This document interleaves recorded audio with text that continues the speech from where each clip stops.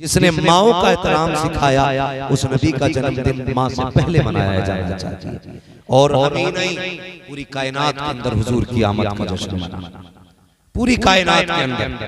और अल्लाह ने महबूब के लिए ऐसे घर का इंतखाब किया जो सारे घरानों में अफजल था, ऐसी माँ का इंतखाब किया जो सारी माओं में निराली थी, ऐसे बाप का इंतखाब किया जो बाप सारे बापों में जुदा था। खुदा की कसम, एक यूसुफ को मिस्र का यूसुफ कहा जाता है, एक यूसुफ को मक्के का यूसुफ कहा जाता है। अल्लाह अकबर।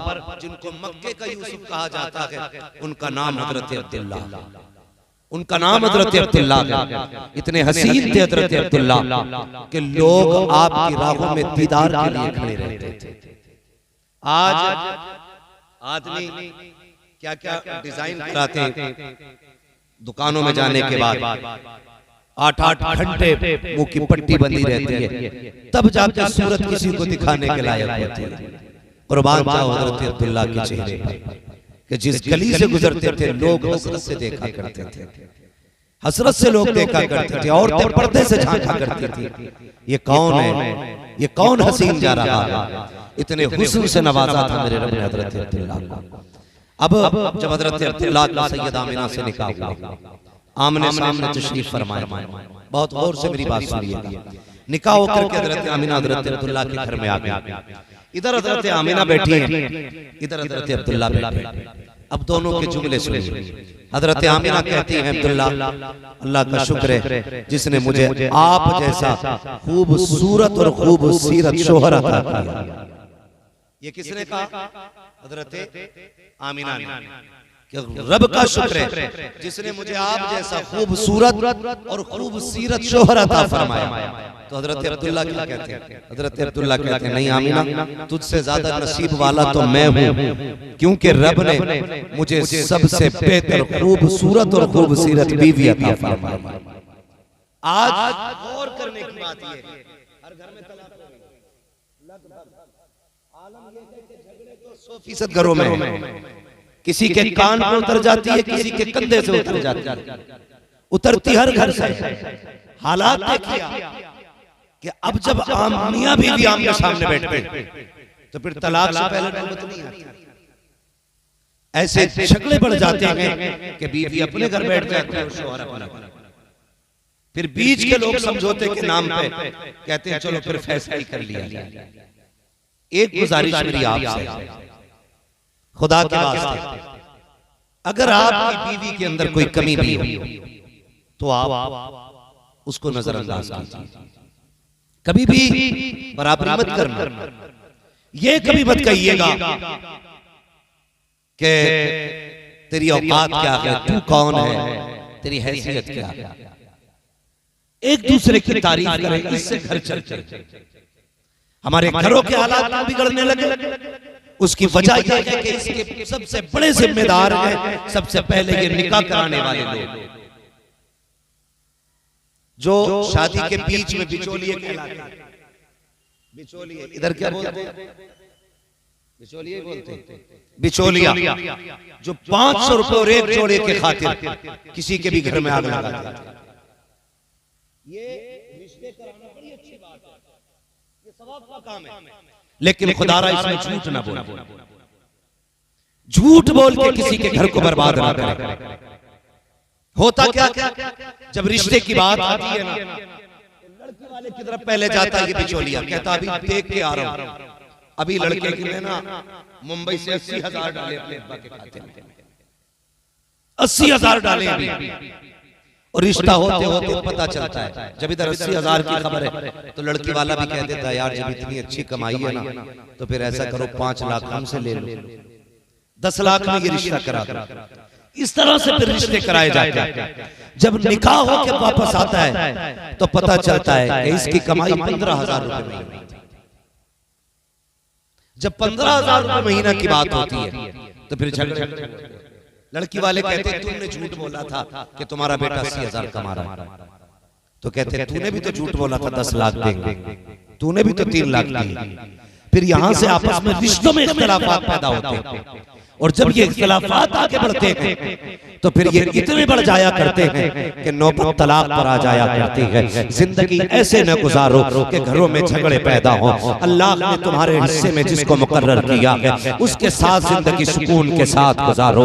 हजरत अब्दुल्लाह की जिंदगी देखो, सैयदा आमिना की जिंदगी देखो। कहती है आमिना, कहती है अब्दुल्लाह मैं बड़े नसीबों वाली हूँ, खुदा ने तेरे जैसा जवान मेरे मुकद्दर में लिखा है। हजरत अब्दुल्लाह कहते हैं आमिना मैं तुझसे ज्यादा नसीबों वाला हूँ, मुझे तेरे जैसी शरीक हयात रब ने अता की है। अल्लाह अकबर। अभी कुछ माह गुजरे थे कि जिंदगी हंसी खुशी गुजर रही थी, चंद माह गुजरे थे। एक दिन हजरत अब्दुल्लाह हजरत अब्दुल मुत्तलिब के पास आते हैं, कहते बाबा जान मैं भी परदेश जाना चाहता हूँ, मैं भी कुछ कमाना चाहता हूँ, आने वाला दौर ऐसा होगा मेरे घर में बच्चा होगा, उसकी भी ख्वाहिशें जरूरतें होंगी, इसलिए मैं परदेश जाना चाहता हूँ। जैसे इतनी बात हजरत अब्दुल्लाह ने कही है, वालिद ने कहा बेटे मेरी तरफ से तो इजाजत है, अपनी बीवी हजरत आमिना से इजाजत ले लो। जैसे हजरत अब्दुल्लाह सैयदा आमिना के पास आए हैं, कहते आमिना कहा जी का परदेश जाने की इजाजत दो, मैं कुछ कमाने जाना चाहता हूँ, मैं बिजनेस के लिए जा रहा हूँ, तिजारत के लिए जा रहा हूँ। हजरत आमिना ने इतना सुना आंख में आंसू आ गए, कहने लगे मेरे सरताज अभी जिंदगी के कितने लम्हे साथ गुजरे थे, अभी कितने दिन गुजरे हैं, अभी तो दिलों की हसरतें मुकम्मल लगी हुई है। अब्दुल्लाह भी मैंने जी भर के देखा नहीं है, इतनी जल्दी जुदाई की बातें कर रहे हो, आमिना जल्दी इजाजत है, मैं फिर वापस आऊंगा, वादा करता हूँ तेरे हाथ की पकी रोटी भी खाएंगे, तेरे साथ बैठ करके मोहब्बत भरे लम्हे भी बिताएंगे। अल्लाह अकबर। हजरत आमिना ने हजरत अब्दुल्लाह को इजाजत देती है। जैसे हजरत अब्दुल्लाह परदेश जा रहे हैं, जहाँ तक हजरत अब्दुल्लाह नजर आए हैं, सैयदा ने खड़े होकर के अपने सरताज को जाते हुए देखा है। अल्लाह अकबर। कुछ दिन बीत जाते हैं, कुछ वक्त गुजर जाता है, इधर हजरत आमिना हजरत अब्दुल्लाह की वापसी के इंतजार में है। जब वो वक्त करीब आया जिस वक्त में हजरत अब्दुल्लाह को पलट करके आना था, हजरत आमिना इंतजार कर रही है, वो दिन आने वाला था। आप कहते हैं बाबा कहा जी का मेरे अब्दुल्लाह का पता नहीं चला है, चाहिए किसी से पूछो तो सही मेरे अब्दुल्लाह अभी तक आए क्यों नहीं है। हजरत अब्दुल्लाह के इंतजार में सैयदा आमिना क्या करती है, एक दिन घर में सफाई की है, खाने के इंतजाम में लग जाती है। हजरत अब्दुल मुत्तलिब ने कहा था ए बेटी आमिना बता तो सही ये क्या कर रही हो। कहा आज अब्दुल्लाह आ सकते हैं, मैं इसलिए घर की सफाई कर रही हूँ, मैं घर में इंतजाम कर रही हूँ। ये कह के हजरत आमिना ने कहा कि जरा पता तो कीजिए कब तक अब्दुल्लाह आने वाले हैं। हजरत अब्दुल मुत्तलिब घर से निकले हैं, हरम शरीफ में पहुंचे हैं, अभी पूछना चाहते थे, इतने में एक शख्स दौड़ता हुआ आया, उसने कहा कि आप भी अब्दुल मुत्तलिब हो। कहा जी। का एक बड़ी बुरी खबर है। का क्या खबर लेके आए हो कि अब्दुल्लाह तुम्हारे बेटे हैं। कहा जी। का अब्दुल्लाह वापस नहीं आएंगे। कहा किस लिए। का रास्ते में उनका इंतकाल हो गया है। इतना सुनना था। हजरत अब्दुल मुत्तलिब जमीन पे बैठ जाते हैं, अपने दिल को संभाल रहे हैं। आपके पास खुदा ने कई बेटे दिए थे, खुद को तो संभाल लेते हैं, लेकिन दिल कहता है अब्दुल मुत्तलिब जरा ये तो बताओ। आमिना पूछेंगी तो क्या जवाब दोगे। ये सोच करके आप जब कदम घर की तरफ बढ़ाते हैं, हर कदम उठता हुआ ऐसा लग रहा था जैसे कोई जमीन को फैला रहा हो, कदमों को किसी ने पकड़ लिया हो। अब घर की तरफ बढ़ रहे हैं, हिम्मत जवाब दे गई है, अपने दरवाजे पर आए हैं। जैसी आने की आहट महसूस हुई है, सैयदा आमिना दरवाजे पे आ जाती है। आने के बाद कहती है अब्बा बताओ तो सही मेरे अब्दुल्लाह का पता चला कि नहीं। अल्लाह अकबर। हजरत अब्दुल मुत्तलिब की सुर्ख आंखें देखी हैं, भीग जाती है हजरत अब्दुल मुत्तलिब की आंखें। कहती है ए आमिना ए बेटी अब किसी का इंतजार मत करना, जिस अब्दुल्लाह के इंतजार में तू शाम शाम जागती है, दिन भर रात तकती रहती है, अब वो अब्दुल्लाह नहीं आने वाला है। इतना सुनना था। सैयदा जमीन पर बैठ जाती है, अपने शिकम पे हाथ रखा है, कहती है मेरे परवरदिगार मेरे शिकम में जो बच्चा है अभी इसने बाप का चेहरा नहीं देखा, अभी इसने बाप को नहीं देखा, इसके दुनिया में आने से पहले बाप का साया ले लिया गया।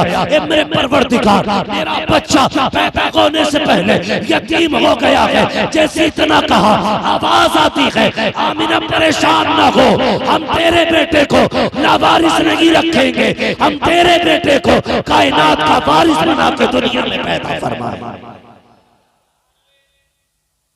अल्लाह। ये हजरत अब्दुल्लाह हजरत अब्दुल मुत्तलिब हजरत अब्दुल्ला की मौत की खबर हजरत अब्दुल्ला के घर आई है। सैयदा आमिना की वो जिंदगी के लम्हे याद रखना। मैं एक बात पहले कहना चाहूंगा, जहां तक मेरी आवाज जा रही हो, और बेटी वालों तो मेरी बात नोट करके लेके जाना। अपनी बेटियों को ये सबक दे देना, कभी शोहर को बद्दुआ न देना, कभी शोहर के खिलाफ कोई गलत जुमला न कहना। खुदा की कसम, शोहर शोहर हुआ करता है, शोहर शोहर हुआ करता है।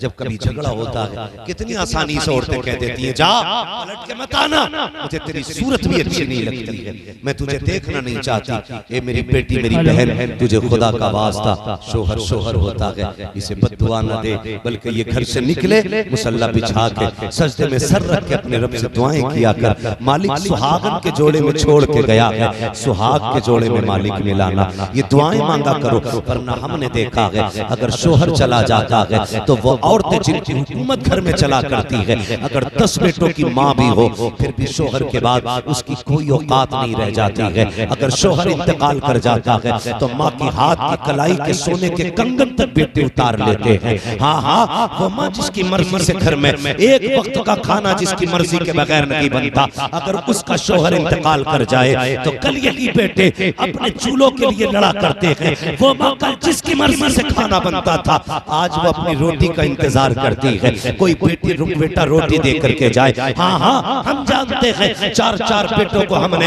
एक माँ को रोटी देने के लिए लड़ते हुए देखा है, ये कहते सुना है आज बारी तेरी है, आज बारी तेरी है। ए मेरी बहन, अपने शोहर की जिंदगी की सलामती की दुआएं मांगना। अगर ये सलामत है तो तू किसी की मोहताज नहीं रहेगी, अगर ये चला गया तो तेरी जिंदगी में दुखों की सिवा कुछ नहीं रह जाएगा। हाँ हाँ, तेरे घर के आंगन में वो नूरानी छत तो होगी, लेकिन इज्जत से रोटी देने वाला कोई ना होगा। तेरे बदन पे कपड़े तो होंगे, लेकिन उन कपड़ों की रौनक मिट चुकी होगी। तेरे सर पे दुपट्टा तो होगा, लेकिन उसकी जीनत जा चुकी होगी। हाँ हाँ, अगर शौहर का जनाजा उठा तो सिर्फ कमाने वाला नहीं, तेरी हजरतें कब्रिस्तान चली जाएंगी, तेरी ख्वाहिशें कब्रिस्तान चली जाएंगी।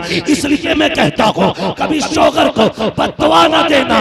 अगर कहना है तो ये कहना, मालिक मैं रखूं न रखूं, मेरे शौहर का साया मेरे बच्चों पे सलामत रखना। नारे तकबीर, नारे रिसालत, उलमाए अहले सुन्नत मसलके आला हजरत जश्न ईद मिलादुन नबी। नारे तकबीर, नारे रिसालत। इसका थोड़ा इको क्यों कीजिए और आवाज बढ़ा दीजिए इसकी, जो बात समझ में तवज्जो है आप लोगों की। आज जरूरत है हम अपनी बेटियों को क्या समझाते हैं। हम अपनी बेटियों से ये कहते हैं डरना नहीं है, जो होगा देख लेंगे। ये जो रिपीट है ना, जो होगा देखा जाएगा। कौन क्या देख लेगा? कोई देख सकता है? बड़े बड़े नवाबों से बेटियां नहीं पली, तुम पालोगे। कई बार मां ये कह देती है डरना मत, 18 साल हम नहीं पाला है तुझे। 18 साल पालना आसान है, निकाह के बाद बेटी को घर पे रखना बड़ा मुश्किल काम। ये चढ़ावे मत देना और बेटियों को समझा देना, तेरा शोहर ही तेरी दुनिया है और तेरा शोहर ही तेरी आखिरत है। क्या पता जिनके घरों से शोहर चले जाते हैं उनकी जिंदगी कैसी हो जाती है। हाँ, हम उस समाज के बीच रह रहे हैं, अगर शोहर इंतकाल कर जाए तो उस वक्त तक बच्चों को रोटी कोई नहीं देता जब तक उनसे नौकरों की तरह काम नहीं ले लिया जाता।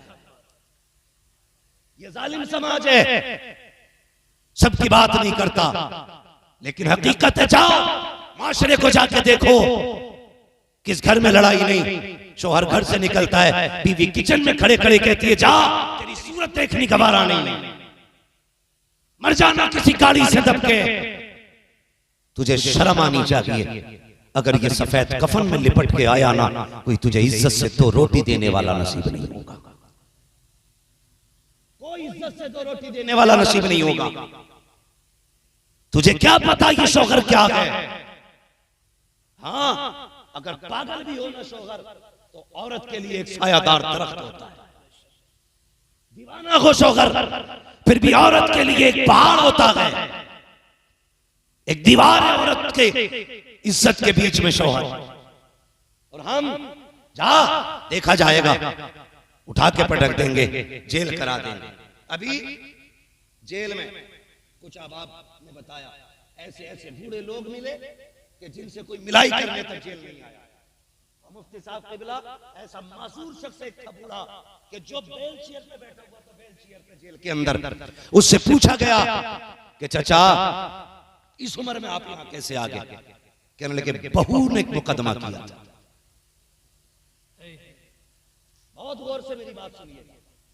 कहने लगे बहू ने मुकदमा किया, जिसकी सफेद दाढ़ी है उसको तुमने दहेज प्रथा के केस में लाके जेल के अंदर डाल दिया। जिसके बाल सफेद हो गए हैं उस पे तुमने 76 के मुकदमे लगा करके उसे जिल्लत की जिंदगी जीने पे मजबूर किया। ए हव्वा की बेटी, मेरा इतना सवाल है, मुझे इतना बता दे, क्या तुझे मौत नहीं आनी है? क्या तुझे मर के रब को मुंह नहीं दिखाना है? ये झूठे मुकदमे, ये 420 के केस ना करो।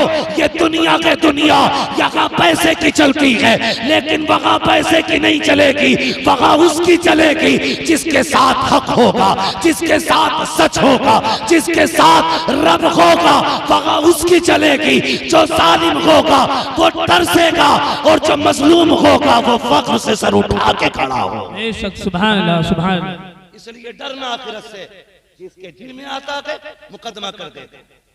ये मुसलमानों की कहानी है, जाओ जेलों में जाके देखो।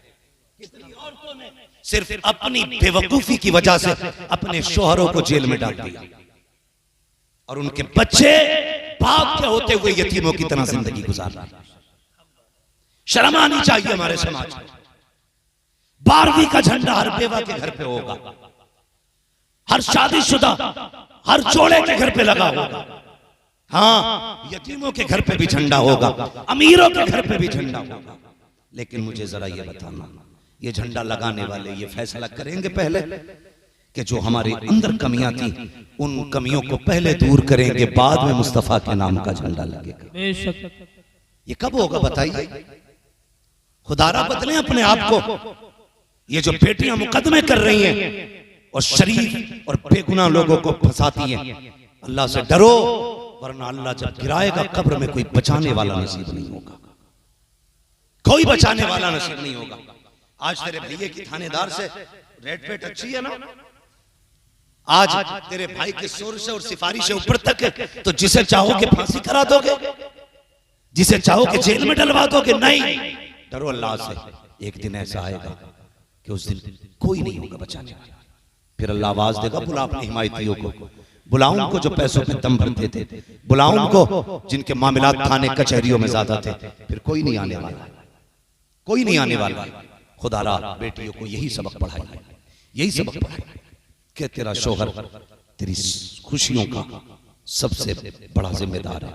अपने शोहर की जिंदगी की दुआएं मांगना, ये बताया करो अपनी बेटियों को, अपने शोहर की जिंदगी के लिए दुआएं मांगना। आज ना लगता नहीं है, जिन औरतों के शोहर इंतकाल कर जाते हैं, सब कुछ होते हुए भी वो जिंदा लाश बन के रहा करती है, जिंदा लाश। बड़ा मुश्किल होता है जीना, बहुत मुश्किल होता है। और फिर देखो तो सही, सैयदा आमीना, अल्लाह अकबर, हजरत अब्दुल्ला, चांद जैसा शौहर, किसी का काला कलोटा मर जाए वो औरत बेहोश हो जाती है जिसका चांद जैसा शौहर चला गया। हाँ, कम से कम कुछ लोगों को ये तो सब्र होता है, हमने जनाजा देख लिया, ये तो सब्र होता है कि हमने हाथों से मिट्टी दी है। हमारे यहाँ पे अगर किसी का इंतकाल दुबई में हो जाता है तो हम 2 लाख रुपए लगा करके दुबई से जनाजा मंगवाते हैं, ताकि आखिरी बार अपने बच्चों का, अपने शौहर का, अपने बेटे का, अपने बाप का दीदार कर सके। हम लाखों रुपए लगा करके इसलिए जनाजे मंगवाते हैं, आखिरी बार देख सकें। लेकिन आमीना का मुकद्दर देखो, आमीना का तो नसीब ऐसा है आखिरी बार अपने शौहर का जनाजा तक न देख सके। कितनी मुश्किल जिंदगी थी, अल्लाह अकबर। ऐसे माहौल में सैयदा आमीना ने खुद को संभाला। अल्लाह अकबर। हजरत आमीना सुबह भी रोती हैं, शाम भी रोती हैं। हजरत अब्दुल मुत्तलिब से रोना ना देखा गया। काबे में गए, गिलाफ पकड़ के रोए, कहने लगे मालिक मेरे सहारे के लिए तो इतने बेटे दिए हैं, कम से कम आमीना को एक ऐसा बच्चा दे जो आमीना का सहारा बन जाए। आवाज आई, अब्दुल मुत्तलिब जा, अब परेशान ना हो, तू सिर्फ आमीना के सहारे की बात कर रहा है, हमने तो कायनात का सहारा आमीना की गोद में देने का फैसला। सुभान अल्लाह। हमने तो ये फैसला किया है आमीना को सारी कायनात का सहारा देंगे। अल्लाह अकबर। सैयदा आमीना के दिन गुजरते रहे। एक दिन था हज़रत अब्दुल मुत्तलिब, सुने वो लोग जब मिलाद का बिदअत कहते, मिलाद है क्या? डांस है, तमाशा है। मिलाद मुस्तफा के औसाफ, आक़ा करीम के सिफात व कमालात, हाँ उनके हुस्न की बातें, उनके जिस्म की बातें, उनके तज़किरे, यही मिलाद है। यही मिलाद है ना? बोलो, यही मिलाद है ना? हुजूर की बातों ही को तो मिलाद कहा जाता है। ये यहां बैठ के गाली देता है? नहीं देता ना। तो मैं तो एक बात कहता हूं ना, आला हज़रत ने क्या गलत कहा? आप फरमाते हैं और तुम पर मेरे आका की इनायत न सही, नजदियों कलमा पढ़ाने का भी एहसान गया। और कुछ नहीं समझ रहे, कम से कम इतनी समझ लो हुजूर ने कलमा पढ़ाया है। इसी बहाने कर हुजूर क़यामत की खुशियां मना लिया करो कि हुजूर ने दीन दिया क्या हमें, यही सोच कर जश्न मना लिया करो। हजरत अब्दुल मुत्तलिब काबे में तवाफ कर रहे हैं। तवाफ करते करते उसी बीच में ना किसी ने आके कहा, अब्दुल मुत्तलिब बड़ी गैरत की बात है। कहा क्या? सरदारों मक्के के। कहा फिर? कहा कि सारे लोग आपसे डरते, लेकिन एक बात बड़ी जुर्रत से हम कह रहे हैं आपसे। आपने फरमाया कहो ना क्या बात है? कहने लगे बात यह है कि वो जो तुम्हारे घर की बहू है ना आमीना, वो बेवा है। कहा जी। कहा अगर बेवा है तो फिर ये बताइए, अरब का दस्तूर तो ये है औरतें खुशबू नहीं लगाती है। कहा हाँ। कहा फिर तुम्हारे घर की बहू आमीना खुशबू क्यों लगाया करती है? इतना सुना हज़रत अब्दुल मुत्तलिब की गर्दन झुक गई। जानते हो बड़ा वकार था आपकी नजरों में, इतना वकार था कि अबरहा जैसा आंखों में आंखें डाल के बात करते हुए घबरा रहा था। ये जुर्रत थी आपके अंदर।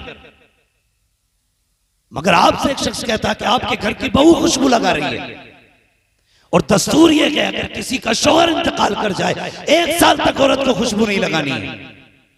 अपने घर की बहू को नहीं संभाल सकते? इतना सुना गर्दन झुक गई।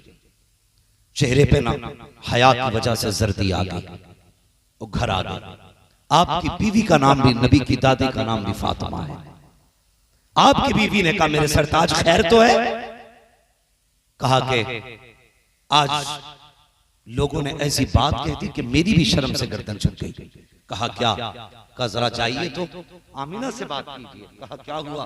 कहा सुना है आमीना कोई खुशबू लगाया करती है, आमीना कोई खुशबू लगाती है। कहा किसने कहा? कि मक्के में सारे लोग बातें कर रहे हैं।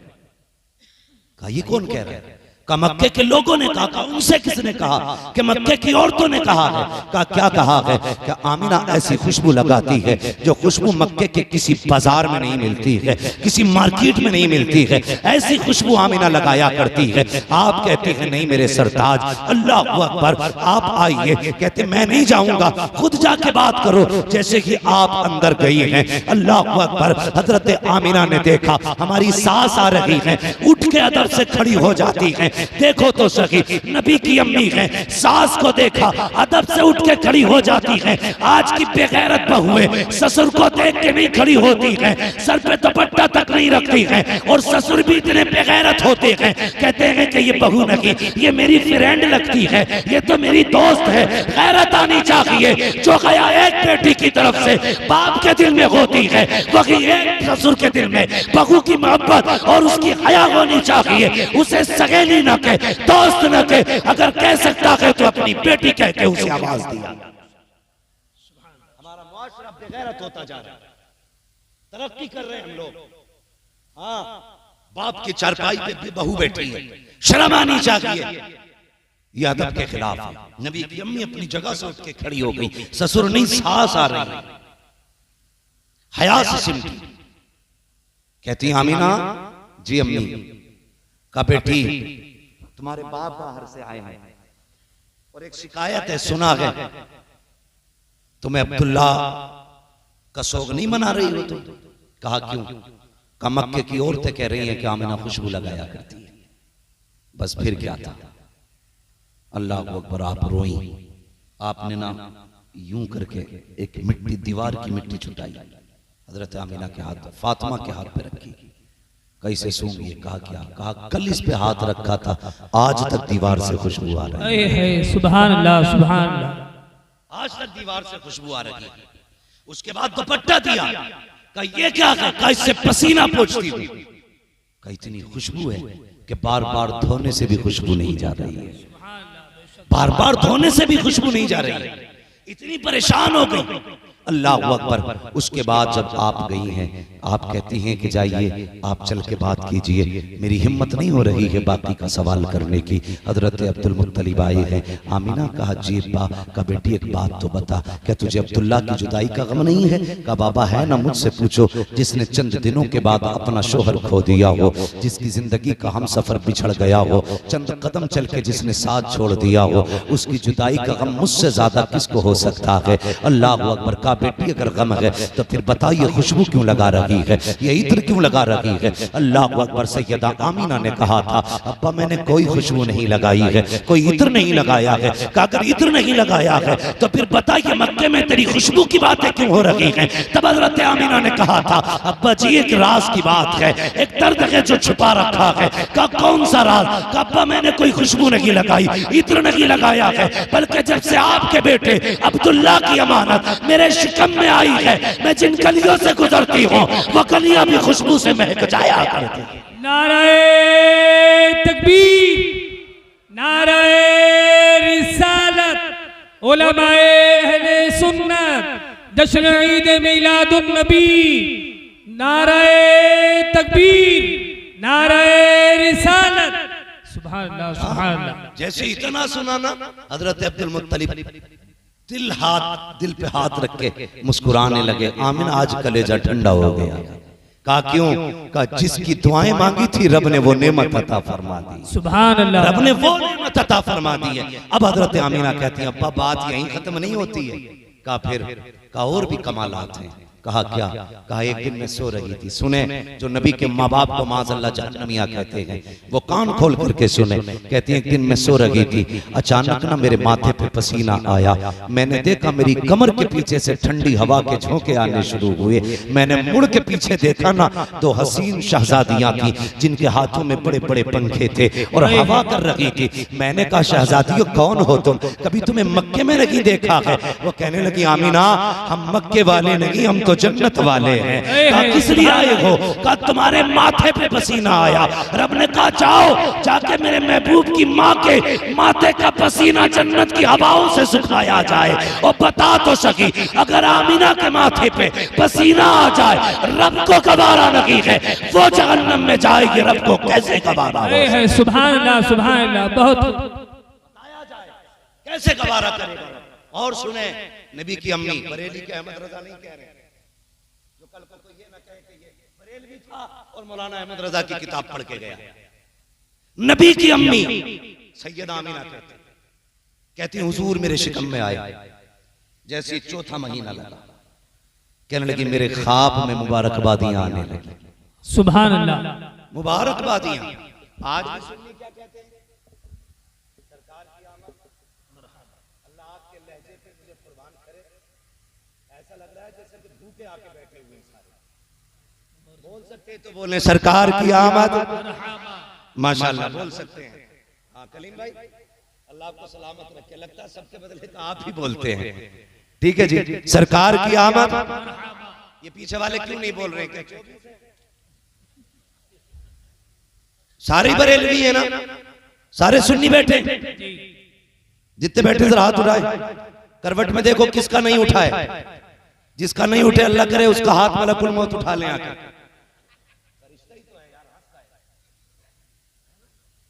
भाई बहुत गौर से मेरी बात सुनिए, अल्लाह आपको सलामत रखे। मुबारकबादियां आने लगी। अल्लाह अकबर। अगली बात सुनिएगा, फरमाती हैं अब्बा आपको क्या बताऊं, जब मैं रास्तों से गुजरती हूं ना तो जो दरख्त है ना ये सजदों में गिर जाया करते हैं। ये छोटी छोटी जो घास है ये भी बोलती है। हजरत अब्दुल मुत्तलिब देख रहे हैं घास बोलती है। बाबा घास नहीं, ये जो बड़े बड़े पत्थर से लेके छोटे छोटे कंकर तक है ना, ये भी मुझसे बात किया करते हैं। हजरत अब्दुल मुत्तलिब कहते हैं ये कब कहा का अब्बा जी सुनिएगा, जब आप हरम शरीफ में चले जाते हो हाजियों की खिदमत के लिए, कभी कभी तो पानी भी घर से ले जाते हो, घर में पानी नहीं रहता है तो माँ मुझे भेजती है, ले आमीना पानी लेकर के आ। अब्बा जी आप जानते हो मेरे शिकम में अब्दुल्ला की अमानत है, मैं पानी का बर्तन लेके जब चलती हूँ अब्बा मुझे ताज्जुब होता है कि दरख्त भी बोलते हैं, ये तख्त ये पत्थर ये कंकर भी बोला करते हैं। अब्बा जी जब मैं कुएं के किनारे जाती हूँ सारी औरतें मोहल्ले की इंतजार करती होती हैं, वो लो आमीना आ रही है, सब ठहर जाया करती है। अब्दुल मुत्तलिब कहते हैं बेटी क्यों? का वो इंतजार करती है कि जब मैं पहुंच जाती हूँ उनका काम आसान हो जाता है। वो कहती है आमीना जरा करीब तो आ। का किस लिए? का जरा किनारे पे खड़ी हो, जब तू आ जाती है हमारा काम आसान हो जाता है। का क्या होता है? का जब तू किनारे पे आके खड़ी होती है सारा पानी उठ करके किनारे पे आ जाता है, हमें रस्सी डालनी नहीं पड़ती है, हम बर्तन भर लेते हैं। अब्बा जी सारी औरतें बर्तन भर लेती है, उस वक्त तक पानी नीचे नहीं जाता जब तक मैं हट नहीं जाती हूँ, और जब तक खड़ी रहती हूँ पानी भी बोलता रहता है। का क्या कहता है? का पानी कहता है अस्सलातु वस्सलामु अलैका या उम्म रसूलल्लाह, ए नबी की माँ तुझ पर भी सलाम हो और तेरे आने वाले बेटे मोहम्मद पर भी सलाम है। सुभान अल्लाह सुभान अल्लाह। बेशक अल्लाह अकबर। हजरत अब्दुल मुत्तलिब बहुत खुश है, काश अल्लाह ने हसरत पूरी कर दी, हसरत पूरी कर दी। वो वक्त भी गुजरा, वो साथ सईद भी आई, और क्या कहती हैं अब्बा जी, मैं गुजर के जा रही थी, पानी का बर्तन मेरे हाथ में था, मैंने जिस पत्थर पर पैर रखा वो मोम की तरह मुलायम हो गया। सुभान अल्लाह। मोम की तरह का पत्थर हैरत का। उस दिन मैंने आंगन में से एक कंकर उठाया कि उसे फेंकूं, किसी के पैर में न चुभे। का जब मैंने हाथ लगाया ना तो पानी की तरह हो गया। मैंने कहा ये क्या हुआ, ये क्या हुआ? पत्थर मोम बन गया, कंकर मोम बन गया। का मैंने इतना कहा था, उस कंकर ने बोलना शुरू कर दिया। उसने कहा आमीना ठहर, शहजादे को आ लेने दे, अभी छोटे मोम हुए के बड़े बड़े मोम है। सुभान अल्लाह। का वो भी बोलने लगा शहजादे को आने दे, बड़े बड़े मोम हो जाएंगे। अल्लाह अकबर। सैयदा आमीना फरमाती दिन गुजरते गए, कहते हैं लेकिन जैसे हर औरत को तकलीफ होती है मुझे कोई तकलीफ नहीं थी, मुझे कोई तकलीफ नहीं हुई। फिर वो वक्त भी करीब आया जिस रात मेरे बेटे की विलादत होनी, तवज्जो है सारे लोगों की, विलादत होती। फरमाती मैं उस दिन तन्हा थी अपने घर में, मेरे घर में उस दिन चिराग में डालने के लिए तेल तक नहीं था। कहती आज मुझे अब्दुल्ला की जुदाई का एहसास हुआ, ख्याल आया आज हो सकता है मेरे बच्चे की विलादत हो और घर में चिराग भी नहीं है।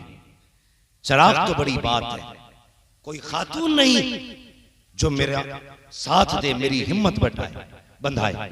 ये सोच के आप रोई, कहने लगी काश अब्दुल्ला होते तो मक्के की कुछ औरतें मेरे पास होती, कौन जाए औरतों को बुलाने के लिए। अभी कहती मेरे दिल में ये ख्याल आया और मेरी आंख से आंसू टपक के अभी पलकों से जुदा नहीं हुआ था, मेरा पूरा घर रोशन हो जाता, पूरा घर रोशन हो गया। मैंने देखा मेरे घर में रोशनी अचानक, और मैंने देखा मेरे सरहाने कोई बड़ी हसीन और महजबी खातून खड़ी थी। मैंने कहा खातून तू कौन है? उसने कहा मैं जन्नती हूरों की सरदार हूँ। कहा किस लिए आई हो? कहा आमीना तेरी दाया बना के रब ने मुझे तेरे घर में भेजा है। कहा तेरी दाया बना के भेजा।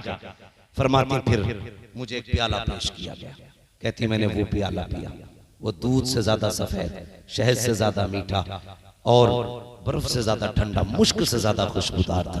कहती घूट मारना था, मेरे सारे दुख दूर हो जाते हैं। और उसके बाद क्या कहती हैं, सुने बहुत गौर के साथ। ये कुमकुमिया पे एतराज करते हैं, एक लाइट पे लोगों को एतराज है, हैरत होती। वो कहती हैं कि मैं लेटी हुई थी, मैंने देखा ना आसमान के सितारे मेरे सहन के इतने करीब आ गए थे कि मैं डरने लगी थी कहीं ये मेरे घर में गिर ना जाए। इतने करीब थे, मुझे गिरने का डर था, गिरने का डर था। कहती सितारे करीब। फिर मैंने देखे मेरे घर के अंदर बड़े खूबसूरत परिंदे आए, उन्होंने मोती अपनी चोंचों में रख रखे थे और वो सारे मोती मेरे बिस्तर के चारों तरफ बखेरे गए। मेरा पूरा घर जन्नत बना दिया गया। अल्लाह अकबर। अब सुनिएगा, हम घर सजा लें तो पेट में दर्द। अल्लाह ने फरमाया जिब्रील जी रब्बे जलील का जन्नत को सजाने का हुक्म दिया जाए। मालिक जन्नत तो है ना सजी हुई चीज? कहा हाँ है, मगर हम चाहते हैं आज महबूब आने वाला है, जन्नत को हर दिन से ज्यादा हसीन बनाया जाए। सुभान अल्लाह। जन्नत को 16 श्रृंगार कराए गए और सजा दी गई जन्नत, सारे दरवाजे खुल गए। रब ने फरमाया जिब्रील रब जलील का अब हमारी हम्द का मिंबर लगाया जाए।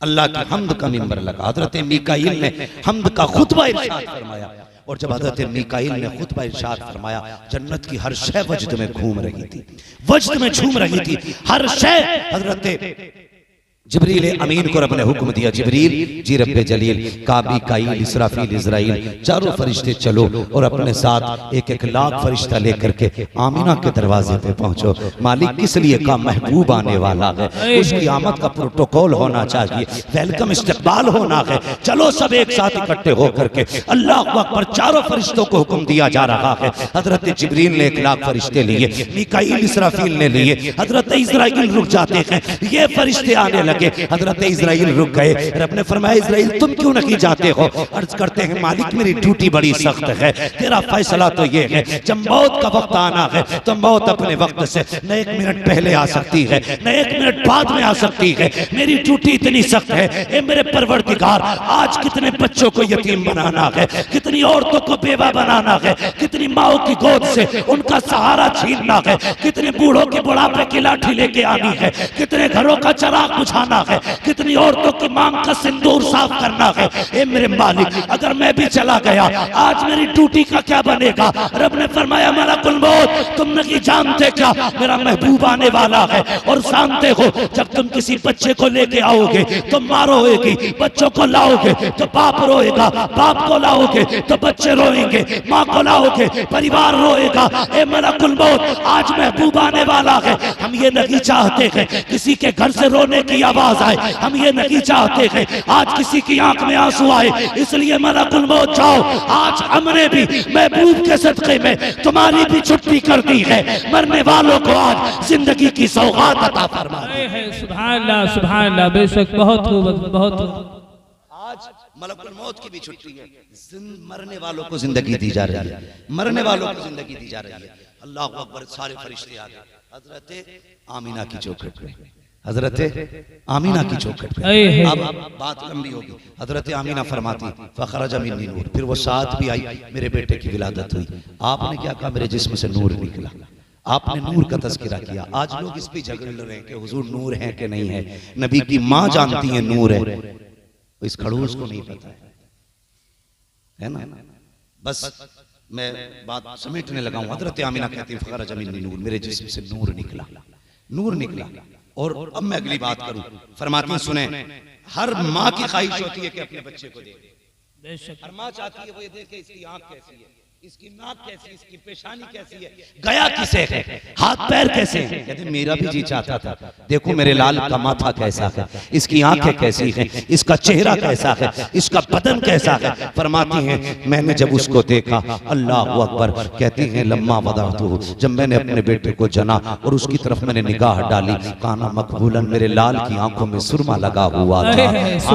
फरमाती मेरे लाल की आंखों में सुरमा लगा हुआ था, मदहूनन बालों में तेल लगा हुआ था, मखतूनन खतना शुदा पैदा हो रहे हैं। अगली बात कहती है मगसूलन, गुस्ल करके तशरीफ ला रहे हैं, मुअत्तरन, इतना ऐसा लगा है मेरे घर में विलादत हो रही है, खुशबू मक्के की सारी गलियों में फैलती जा रही है। सुभान अल्लाह। कहती है काना आते मेरे लाल ने सजदे में सर रख दिया था, सजदे में सर रख दिया था। कोई है ऐसा जो इस शान से आया हो, मगसूलन, जो गुस्ल करके आया हो। ओ यार कोई दूल्हा बनता है तो किसी को बाप नहलाता, भाई नहलाता है, कुछ जगह तो बड़ा सलीचर नाई नहलाता है, जिसे खुद नहाने की जरूरत है वो दूल्हा को नहलाता है और फिर उसके बाद बैठाया जाता है। सोचो तो सही, दूल्हा को दो लोग नहलाते हैं ताकि दूल्हा में कोई कमी ना रह जाए। रब ने अपना महबूब भेजा तो कितना सजा के भेजा, सुभान अल्लाह, कितना सजा के भेजा होगा। का महबूब सुरमा भी हम लगाएंगे, बालों में तेल भी हम डालेंगे, महबूब गुस्ल भी हम देंगे, आज दूल्हा हम बना के भेजेंगे। और जब दूल्हा बना के भेजा गया, कहती काना साजिदा, मेरे लाल ने सजदे में सर रख दिया है। अल्लाह अकबर। कहती हैं कि जैसे मेरा लाल आया, एक सब्ज रंग का कपड़ा आके मेरे लाल के सत्र पे पड़ गया। कहती मैंने अपने लाल का सत्र मैंने भी खुला हुआ नहीं देखा। अल्लाह अकबर। ये सरकार दो आलम सल्लल्लाहु अलैहि वसल्लम की शान है। इधर हुजूर पैदा हो रहे हैं, हुजूर हजरत अब्दुल मुत्तलिब काबे में तवाफ कर रहे हैं। तवाफ करते करते वो काबा झुका, फिर सारी बातें आप जानते हैं। आप बड़ी तेजी से ये सोचने लगे ये सब कुछ कैसे हो गया, ये कैसे हो गया। ख्याल आया झुका किधर है, कहा घर की तरफ, फिर दौड़े अपने घर की तरफ। कई दिन से मेरे घर में कुछ अजीब चीजें देखने को मिल रही हैं, लगता है मेरे घर कुछ नया हुआ है। जैसे घर आए अपने दरवाजे पे जाना चाहते थे, अल्लाह अकबर, दरवाजे पे एक जवान ने यूं हाथ लगा रखा है, यूं हाथ लगा रखा, हाथ में नंगी तलवार थी। और जैसे अब्दुल मुत्तलिब अंदर जाना चाहते, उसने कहा ठहरिए, अंदर नहीं जा सकते हो। कहा ये मेरा घर है। कहा घर आपका होगा लेकिन आज नहीं जा सकते हो अभी। कहा क्यों, मुझे नहीं जानता, काबे का मुतवल्ली हूं। कहा ओके काबे के मुतवल्ली, हम भी रब की तरफ से भेजे गए हैं। कहा क्यों खड़े हो। कहा आज तुम्हारे घर में रब का महबूब आया है और उसका फैसला ये है, उसे देखने के लिए फरिश्ते आ रहे हैं। रब ये चाहता है पहले अर्श वाले देखेंगे, उसके बाद में उसका चेहरा फर्श वाले देखेंगे। नारे तकबीर, नारे रिसालत, उलमाए अहले सुन्नत हजरत अल्लामा मौलाना मुफ्ती हम्मद रजा साहब क़िबला, नारे तकबीर, नारे रिसालत। समझ गए बात। पहले अर्श वाले देखेंगे, फिर उसके बाद फिर बोल रहे उसके बाद फर्श वाले देखेंगे। जब इतना सुना तो दादा थे उछल गए खुशी से। दादा से ज्यादा खुशी किसी को नहीं होती। कहने लगे अब जाकर बताऊंगा मक्के में, मेरे घर आके देखो कौन आया। जब गए तो बोलना चाहते थे, अल्लाह ने ताला लगा दिया, मुंह बंद। कुछ बदअकीदा देखो यहीं से दलील उठा के, मैं देखो जब जा रहे थे ऐलान करने के लिए, अल्लाह ने ताला लगा दिया। मैंने कहा हाँ बेशक, मुंह बंद किया, बोलने की ताकत ले ली गई, नहीं बोल सके, मुंह बंद कर दिया गया। वजह यह नहीं थी कि मिलाद का तज़किरा था, वजह यह थी, मुफस्सिरीन फरमाते हैं इसलिए बना किया गया था कि ये महबूब का मिलाद है, काफिरों की गलियों में नहीं होगा, मोमिनों की गलियों में किया। बेशक सुभान अल्लाह। इसलिए बंद किया गया कि इनकी आमद के ऐलान काफिरों की गलियों में नहीं, ईमान वालों की गलियों में लगाए जाएंगे, इसलिए लगे थे। अल्लाह अकबर, खुदा की कसम। फिर रब ने महबूब, अपना लाडला महबूब, अपना प्यारा महबूब हमें दिया, यह एहसान किया और ऐलान किया वमा अरसलनाका इल्ला रहमतल लिल आलमीन। और लोगों, ए महबूब, हमने आपको सारे जहान के लिए रहमत बना करके भेजा। हाँ, हुजूर को सारे जहान के लिए रहमत बना करके भेजा गया। लोगों ये समझो, हुजूर आए हैं तो बहारें आई हैं। हाँ, वरना माँ की कोई इज्जत नहीं करता, बाप की कोई कदर नहीं करता, बहन बेटी क्या है इससे किसी को मतलब नहीं था। हुजूर आए तो बेटियां घरों में मुस्कुरा रही हैं, हुजूर आए हैं तो माओं को अल्लाह ने हमें वकार समझाया है, हुजूर आए हैं तो बाप की इज्जत का पता लगा है। हर वो शख्स अब मिलाद मनाएगा जिसको खुदा ने बाप की दौलत दी है, या माँ की दौलत दी है, या बहन जैसी नेमतें अता की हैं, या बेटी जैसी रहमतें अता की हैं। जिसको भी रब ने ये रिश्ते दिए हैं उस पर लाजिम है वो किसी का झंडा लगाए ना लगाए, अपने घर पे मदीने वाले का झंडा जरूर लगाए। बेशक सुभान अल्लाह। लगाएंगे इंशाअल्लाह, बोलो लगाएंगे इंशाअल्लाह। लेकिन मेहरबानी एक करनी, घर की सफाई से ज्यादा, गली की सफाई से ज्यादा हमें दिलों की सफाई करनी। किसी के दिल में बुग़्ज़ है, कीना है, हसद है, पहले इसको साफ करना है, पहले दिल साफ कीजिए। हम गलियां साफ करते हैं कि हुजूर आएंगे, ये सोच के दिल साफ करो कि हुजूर आएंगे। वो कहा था किसी ने, सुना कि आप हर आशिक के घर तशरीफ लाते हैं, मेरे घर में भी हो जाए चरागां या रसूल, मेरे घर में भी हो जाए चरागां, मेरे घर में भी हो जाए चरागां या रसूल, या रसूल अल्लाह। हाँ, अपने दिलों को साफ कीजिए। अगर किसी से हसद है तो उसके हसद का आप अपने दिल से मैल निकालिए। मस्जिद में जाएं, दिल साफ करके लेके जाएं। हैरत होती है, बंदा इत्र लगा लेता है कपड़ों पे और बड़े शानदार प्रेस व्रेस करके मस्जिद में जाता है, हाँ, मगर दिल का मैल नहीं निकाल पाता है। अल्लाह कहता है तेरे कपड़ों पे मिट्टी लगेगी तो चलेगा, लेकिन दिल का मैल नहीं चलना है। कपड़े भले मिट्टी वाले पहन के आ जा, लेकिन दिल साफ लेके आना है। मेरी दिल साफ लेकर के आना है। दिलों में जगह पैदा करें, अपने मुआशरे को एक बेहतर रुख दें, अपने मुआशरे को एक नई रविश दें, अपने मुआशरे को वो रास्ता दें जो मेरे मुस्तफ़ा ने उम्मत को दिखाया है। और डॉक्टर इकबाल ये सबक दे के गए कि मोहम्मद से वफा तूने तो हम तेरे हैं, ये जहां चीज है क्या लो हो, लो हो, लो हो, कलम तेरे हैं। इसलिए अल्लाह ताला हम सबको मुस्तफ़ा के इश्क की खैरात अता फरमाए और हर घर में अल्लाह रब्बुल इज्जत मुस्तफ़ा की विलादत का सदका अता फरमाए। बस जो हुए गलतियों को माफ फरमाए रब्बे कायनात। जिंदगी ने दिया साथ, फिर होगी मुलाकात। चमन रहा फूल खिलेंगे, जिंदगी रही फिर मिलेंगे। मुसाफिर हैं हम भी, मुसाफिर हो तुम भी, किसी मोड़ पर फिर मुलाकात होगी। फकीरान आए सदा कर चले, सदा खुश रहो ये दुआ कर चले। सारे लोग कलमा शरीफ पढ़ लीजिए, ला इलाहा, और जोर से ला इलाहा इल्लल्लाह मुहम्मदुर रसूलुल्लाह व मा अलैना इल्लल बलाग। अस्सलामु अलैकुम व रहमतुल्लाह।